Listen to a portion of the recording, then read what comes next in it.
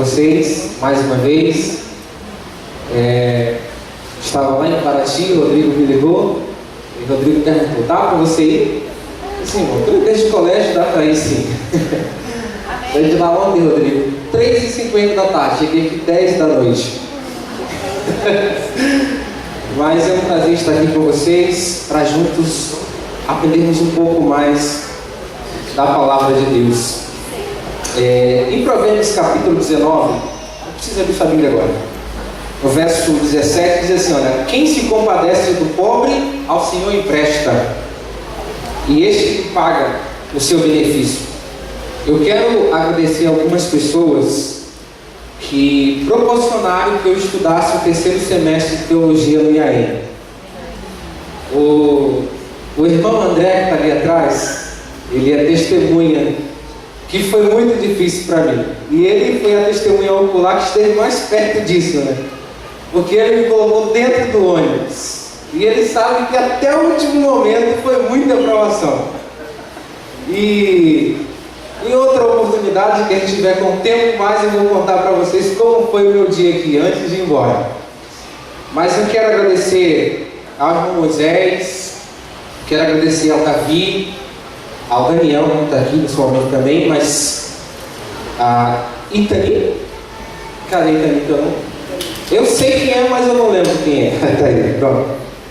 Irmão Alexandre Roque não está aqui, a irmã Márcia, a irmã Ana Maria, ali atrás, do lado do seu esposo Genilson também, o nosso irmão André Soares, a irmã Eva também, que não está aqui, o Léo. Foram pessoas que proporcionaram que eu estudasse esse semestre. Não foi fácil, foi muito difícil, mas as pessoas, eu diria que 80% contribuíram para que eu continuasse meus estudos. E eu quero agradecer a Deus do fundo do meu coração a vocês, por tudo que Deus colocou no coração de vocês, o desejo de me ajudar. E eu quero dizer que eu não tenho como pagar para vocês. Mas eu acabei de ler aqui um texto, né? Que quem se compadece do pobre, ao Senhor empresta. Então eu não devo nada para vocês. Brincadeira, devo sim. A minha gratidão a vocês, mas que Deus continue abençoando a vida de cada um de vocês. E duas pessoas assim que permitiram que eu chegasse até essas pessoas, que é o Rodrigo e a Nádia. Eu não preciso falar nada desses dois, porque vocês conhecem eles mais do que eu. Mas, vamos lá. Essa semana lendo Revista Adventista. Quem tem a assinatura da Revista Adventista? Se você não tem, você deveria ter. É o veículo de comunicação oficial da igreja. E tem muitos artigos, muita coisa interessante.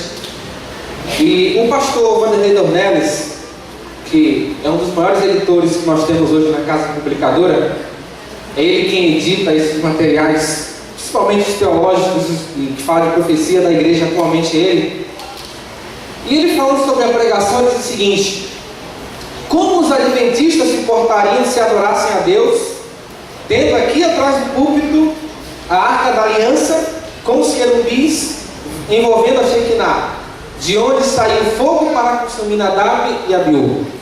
Uma pergunta aqui que me impactou, né? Como os adventistas se comportariam se soubessem que aqui atrás estaria a Arca da Aliança, o Shekinah, os querubins ali velando ali, né, a arca, e a mesma cena de onde foi consumida ali, né, Nadab e Abiú. E ele faz a seguinte pergunta: usaríamos as vestes comuns? Manteríamos conversações triviais enquanto o cântico e a pregação se processassem? Acessaríamos diante de Deus as redes sociais em nossos tablets? Ou enviaríamos tweets e torpedos banais? Estaríamos inquietos, levantando e andando pelo templo em vez de velar o rosto, como fazem os anjos perante o Deus Santo? Essas perguntas me impactaram, porque eu não vejo diferença nenhuma do que da santidade que tinha no passado, do momento onde estava sendo invocada a presença de Deus, para o momento que nós temos aqui na igreja. A nossa adoração, ela é muito horizontal. A nossa adoração está muito preocupada com o que as pessoas vão achar do pregador, o o que as pessoas vão achar do cantor, como foi organizado o culto. A nossa adoração hoje está muito preocupada com o horizontal, com o que as pessoas vão achar. E nessa busca desenfreada pelo horizontal, nós esquecemos do vertical. Daquilo que realmente agrada a Deus, daquilo que Deus realmente espera de cada um de nós. Nesta manhã nós iremos abrir a palavra de Deus no livro de Marcos. No livro de Marcos, no capítulo 1. Feche seus olhos neste momento. Livro de Marcos, capítulo 1.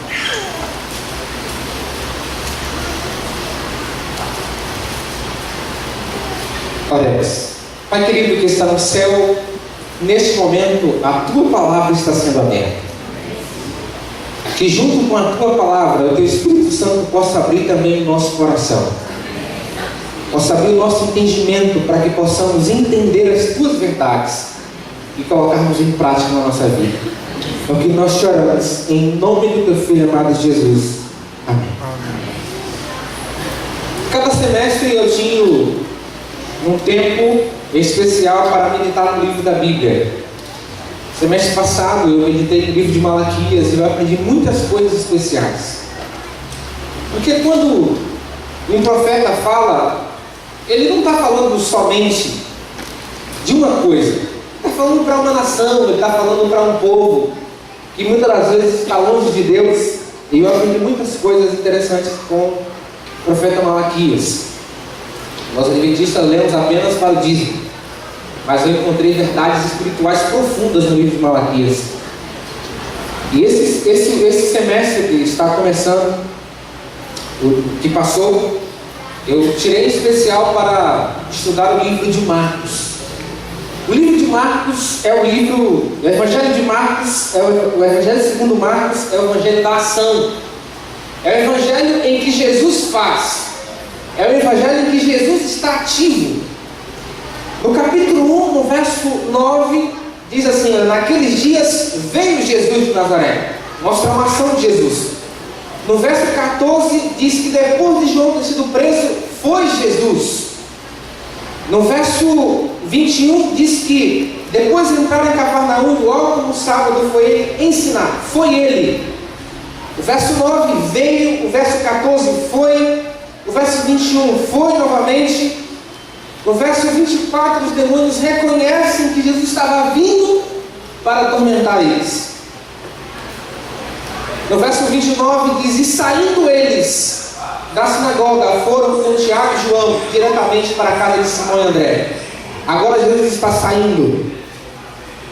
No verso 35, tendo se levantado, mais uma vez Jesus está em ação. No verso 38, Jesus, porém, disse: vamos, mais uma vez, Jesus está em ação. E no verso 40, eu encontrei aqui algo interessante. Aqui há uma mudança. Aqui Jesus não vai, aqui Jesus não sai, mas a Bíblia diz o seguinte, verso 40: aproximou-se dele um leproso, rogando-lhe de joelhos: se quiseres, pode purificar. Aqui no verso 40 muda o contexto de Marcos, porque nos versos anteriores a ação vinha de Jesus, era Jesus que estava fazendo, era Jesus que estava indo, era Jesus que estava buscando, era Jesus que estava fazendo algo. Mas aqui no verso 40 muda, é alguém que se aproxima de Jesus. E quem era esse alguém que estava se aproximando de Jesus? Quem era esse alguém que naquele momento buscou Jesus? Sabe, em Levítico capítulo 13, no verso 46, fala que o leproso deveria ficar fora do arraial. Fala que o leproso deveria ficar isolado. Que o leproso não poderia se aproximar das pessoas. Que o leproso não poderia ficar em lugares onde existiam pessoas. Mas aqui a Bíblia diz que aproximou-se dele um leproso. Eu fico imaginando que aquele homem teve muita coragem ao se aproximar de Jesus. E quando aquele homem se aproximou de Jesus, as pessoas que estavam perto de Jesus, elas saíram correndo. Os discípulos ficaram assustados, porque a lepra contaminava. Mas a Bíblia diz que naquele momento, aquele homem correu até Jesus, se aproximou de Jesus. Aquele homem rompeu a barreira da multidão, rompeu a barreira do preconceito, e aquele homem se aproxima de Jesus. Mas quem era esse homem? Talvez numa tarde, ali, naquele lugar, talvez numa tarde em Cafarnaum, um homem chega para sua esposa e fala assim, e ele percebe que ele está com algumas manchas diferentes no corpo. Não eram manchas comuns, eram manchas que ele não conhecia. E talvez ele deve ter chamado a esposa e, o que será que está acontecendo com a minha pele? Talvez os filhos naquela tarde tenham ficado assustados, mas o que é que está acontecendo com meu pai? Talvez um vizinho tenha percebido que aquele homem reparou aquelas manchas que estavam nascendo. A esposa deve ter dado um conselho. Olha, na dúvida, você deve procurar o sacerdote. E quando aquele homem foi procurar o sacerdote, o veredito veio. Você está leproso. Fico imaginando que aquele homem, depois do veredito do sacerdote, de que ele estava leproso, aquele homem não pôde mais voltar para casa. Aquele homem não pôde mais abraçar sua esposa, não pôde mais abraçar os seus filhos, não pôde mais entrar em contato com os amigos. Aquele homem estava leproso. Deveria ficar isolado. A Bíblia não diz quanto tempo aquele homem estava leproso. A Bíblia não diz há quanto tempo aquele homem estava naquele leprosário. Mas a Bíblia diz que aquele homem ouviu falar de Jesus. Aquele homem ouviu falar de Jesus, e quando ele viu que Jesus estava passando por aquele lugar, aquele homem viu a única oportunidade que ele tinha de ser curado por Jesus. E diante da única oportunidade que ele tinha de ser curado por Jesus, aquele homem, ele teve muita coragem, porque nesse caminho que ele percorreu até Jesus, ele poderia ser apedrejado. Nesse caminho que ele percorreu até Jesus, ele poderia ser hostilizado, mas ele não teve medo, ele correu até Jesus.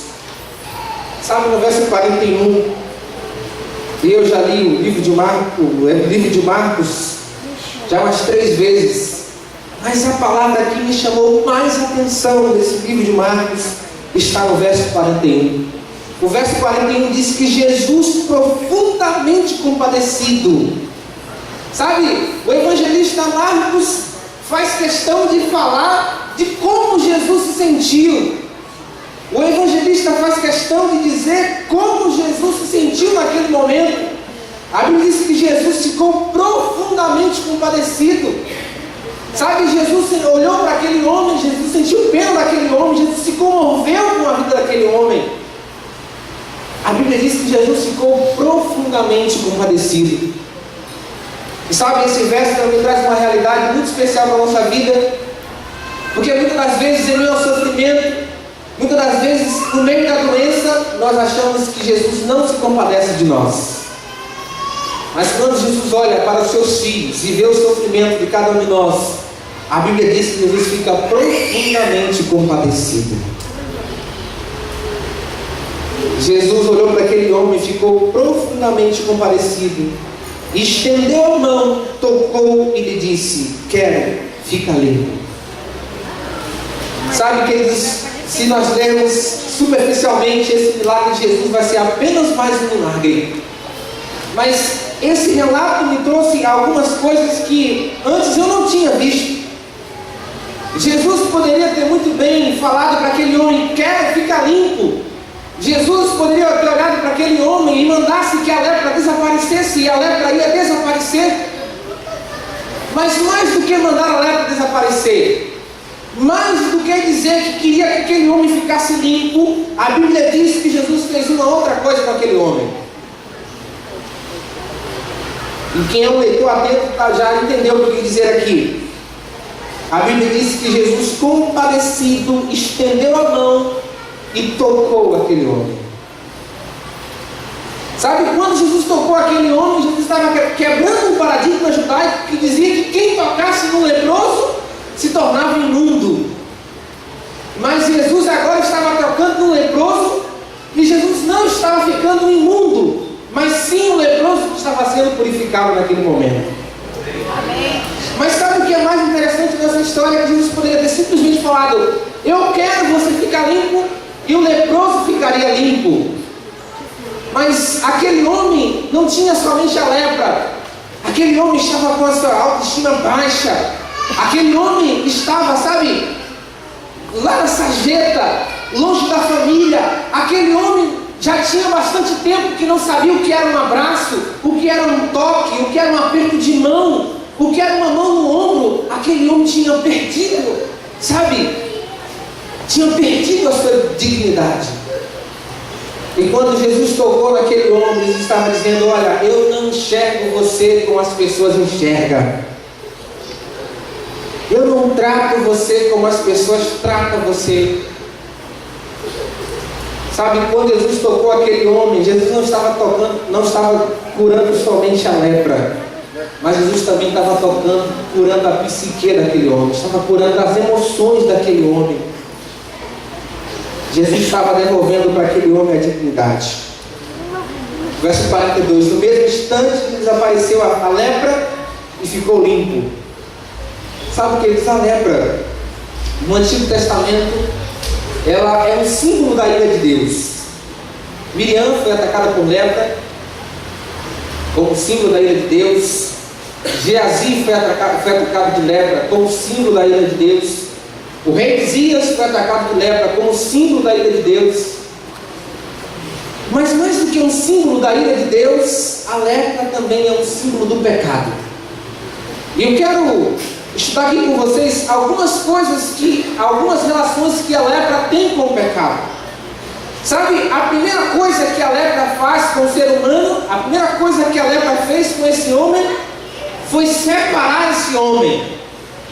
A lepra separou esse homem da sua esposa, dos seus filhos, dos seus amigos, da sociedade, do trabalho que ele tinha. Sabe, a primeira coisa que a lepra fazia na vida de uma pessoa é separar ela da sociedade, deixar ela distante. Mas sabe, a lepra também é um símbolo do pecado. E em Isaías capítulo 59, no verso 2, diz que as nossas iniquidades fazem separação entre nós e o nosso Deus. A lepra tem a capacidade de separar o homem das pessoas, mas o pecado tem a capacidade de nos separar de Deus. A segunda coisa que a lepra fazia era insensibilizar. É claro que tinha vários tipos de lepra. Tinha 72 tipos de lepra diferentes, algumas curáveis e outras incuráveis. E sabe, um dos tipos de lepra que tinha era onde aparecia simplesmente uma manchinha na pele da pessoa. E a pessoa só descobria que ela estava com lepra quando alguém tocava naquele lugar e ele não percebia. A lepra tornava insensível aquela parte do corpo da pessoa. Sabe, queridos, o pecado também insensibiliza a nossa consciência. É incrível como muitas das vezes nós negociamos com o pecado. Sabe, é uma coisa simples, é algo pequeno, mas nós damos oportunidade para o pecado entrar na nossa vida. E sabe, uma coisa que eu aprendi é que o diabo não precisa de uma porta, ele não precisa de uma janela, ele precisa apenas de uma brecha. Sabe, o pecado é como o rio Amazonas. Sabe, a nascente do rio Amazonas é muito pequenininha. É muito pequenininha. Quando você chega diante daquela nascente, você fica imaginando: meu Deus, como é que essa pequena nascente pode transformar esse rio no maior rio do mundo? Mas o pecado também é assim. Começa pequenininho na nossa vida. E às vezes você vai negociando, e quando você menos percebe, você já está todo enrolado por ele. Sabe? Abra sua Bíblia em Juízes, no capítulo 16, no verso 20. Nós temos mais uma consequência do que o pecado traz para a nossa vida. Juízes, capítulo 16, no verso 20. Diz assim. Eu vou ler a partir do verso 19. Então Dalila fez dormir Sansão nos joelhos dela, e tendo chamado um homem, mandou rapar-lhe as 7 tranças da cabeça, passou ela a subjugá-lo, e retirou-se dele a sua força. E disse ela: os filisteus vêm sobre ti, Sansão. Tendo ele despertado do seu sono, disse consigo mesmo: sairei esta vez como dantes, e me livrarei. Porque ele não sabia ainda que o Senhor já se tinha se retirado dele. Então os filisteus pegaram nele e lhe vazaram os olhos, e fizeram descer a casa, amarraram-no com 2 cadeias de bronze, e viravam um moinho no cárcere.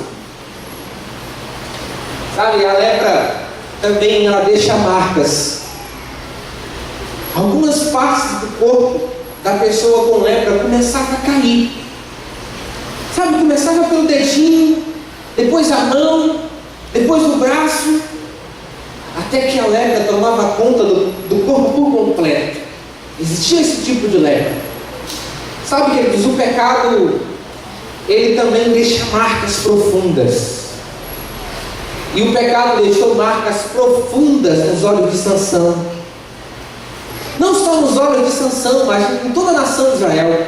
E sabe, o pecado também deixa marcas profundas na vida de uma jovem que decide se entregar ao seu namorado antes do casamento. O pecado deixa marcas profundas.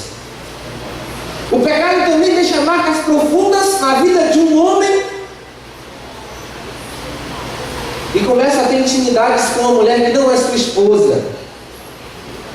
O pecado deixa marcas profundas na vida daquele que sabe que está fazendo errado, sabe que está se distanciando de Deus, mas que continua no erro. Assim como a lepra deixava a sua marca no corpo, o pecado deixa também as suas marcas. Não pense você que você está convivendo com o seu pecado hoje. Talvez você esteja vivendo um pecado acariciado, e você olha para o seu pecado e você não vê nada de danoso nele. Mas em algum momento esse pecado ele vai deixar marcas na sua vida. Ele vai deixar marcas profundas. O pecado deixou marcas na vida, marcas profundas na vida de Sansão. E o pecado também, se negociarmos com ele, vai deixar marcas profundas na nossa vida. Sabe, queridos, a lepra também era contagiosa.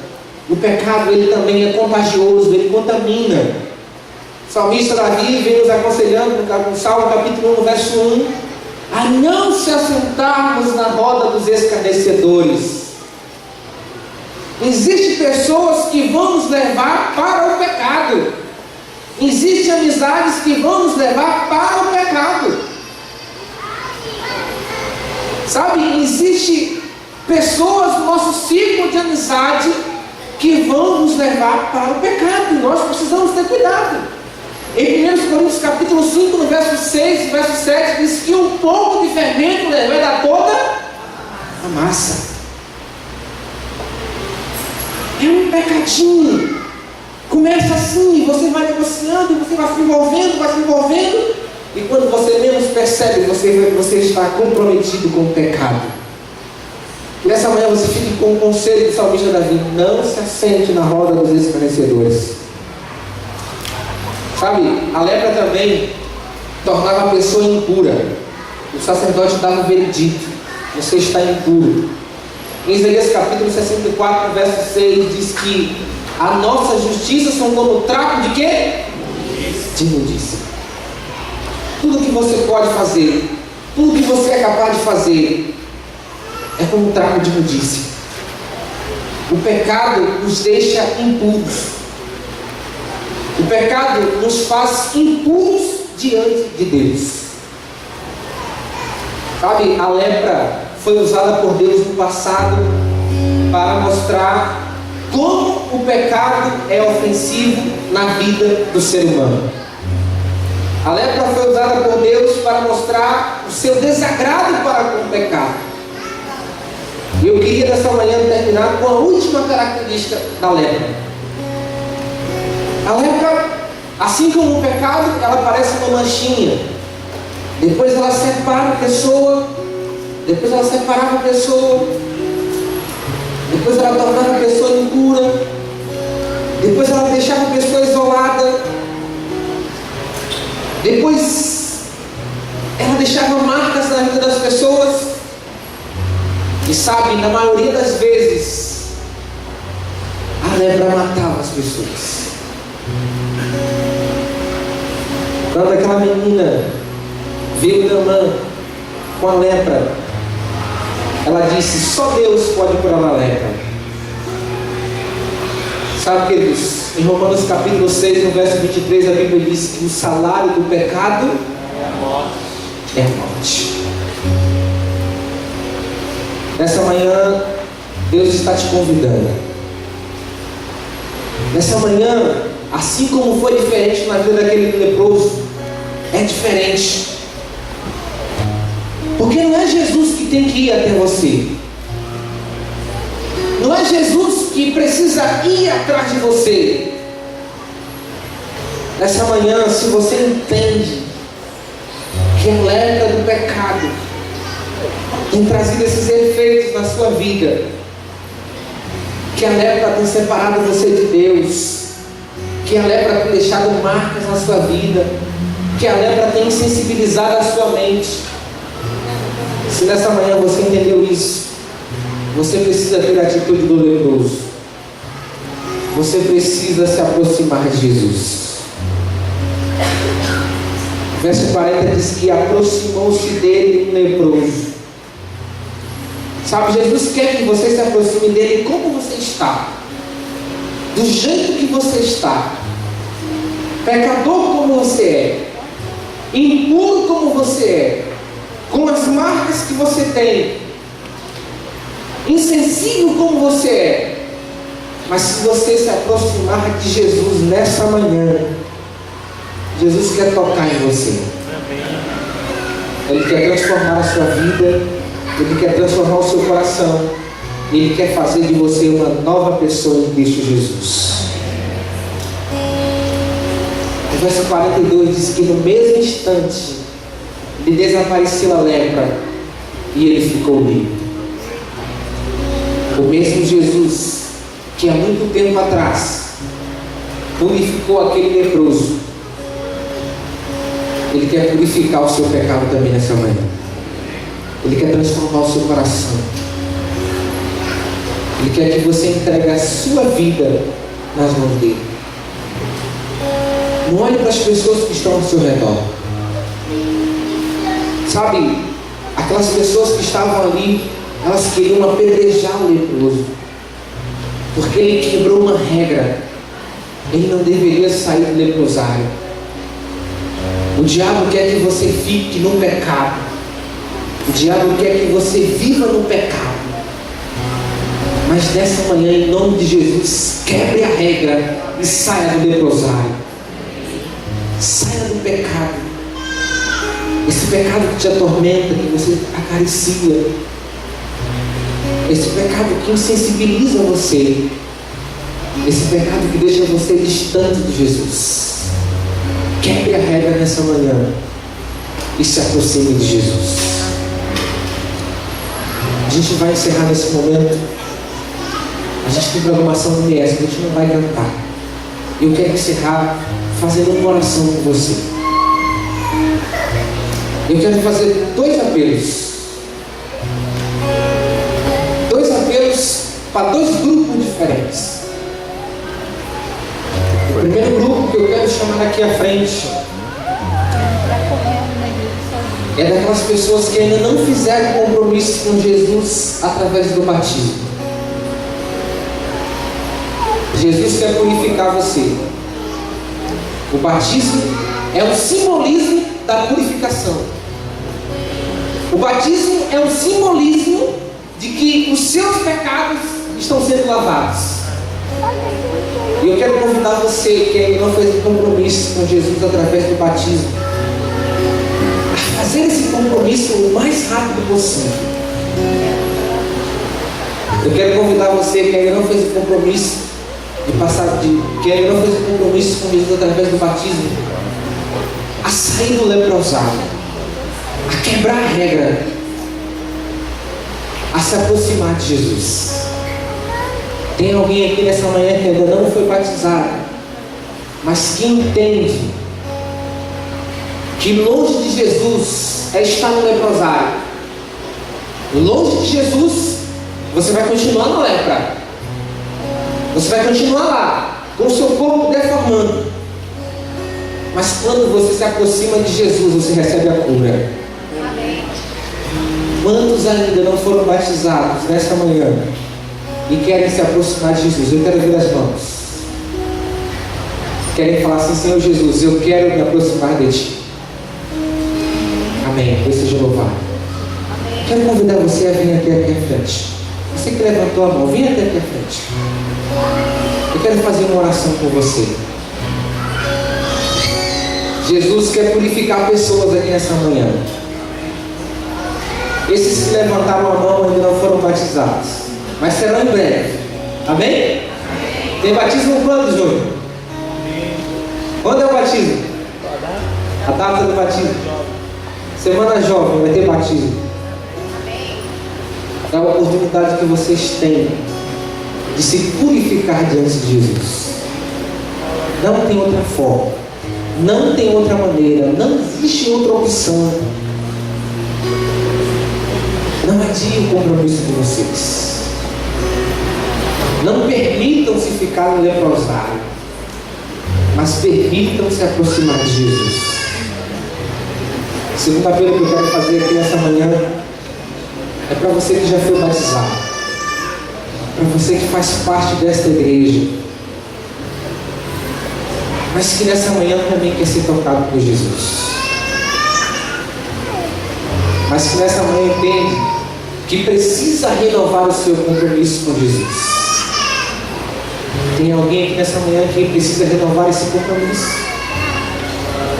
que precisa colocar a sua vida diante de Jesus? Amém, louvado seja Deus. Vem aqui em nome de Jesus. Sabe, Jesus quer purificar cada um de vocês.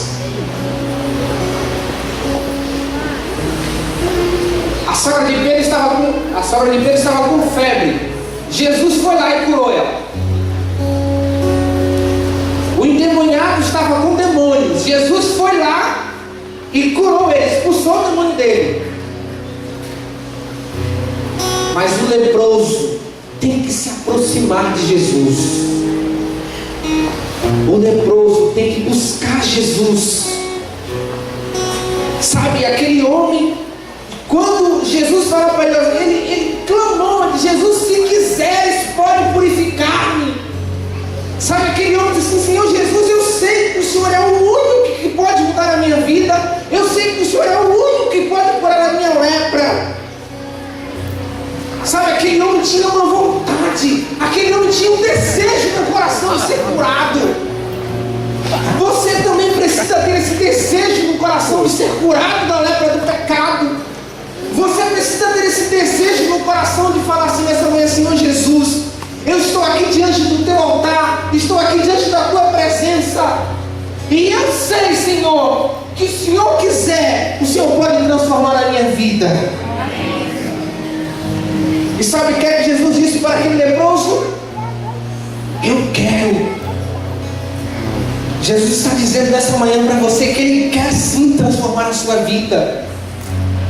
Ele sabe, Ele olha para a sua vida, Ele fica triste, Ele se sente compadecido, Ele vê a sua luta, Ele vê a sua lepra, Ele vê as suas marcas, e Ele fica profundamente compadecido.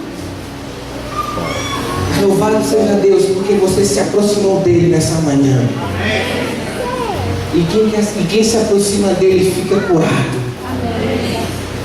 Você está curado para a honra e glória de Deus. A palavra de Deus diz que aquele que está em Cristo, nova criatura é. Você pode ter uma nova vida ao lado de Cristo. Feche seus olhos. Pai querido que está no céu, a Ti toda a honra, toda a glória e todo o louvor seja dado. Pai querido, lá no passado aquele leproso se aproximou de Ti e foi curado. Pai querido, aqui nessa manhã tem pessoas que precisavam se aproximar de Ti. Talvez elas estivessem esperando no banco, lá sentada, mas a Tua palavra diz que a atitude não foi de Jesus, a atitude foi do leproso. Pai querido, essas pessoas que estão aqui à frente, elas estão dizendo: Senhor, eu tenho um problema. Senhor, eu tenho uma lepra. Senhor, eu tenho um pecado. Mas elas também estão dizendo: Senhor, se o Senhor quiser, o Senhor pode purificar. E Pai querido, estamos diante do único que pode mudar a nossa vida. Estamos diante do único que pode curar a nossa lepra. Estamos diante do único que pode nos tocar e transformar a nossa vida.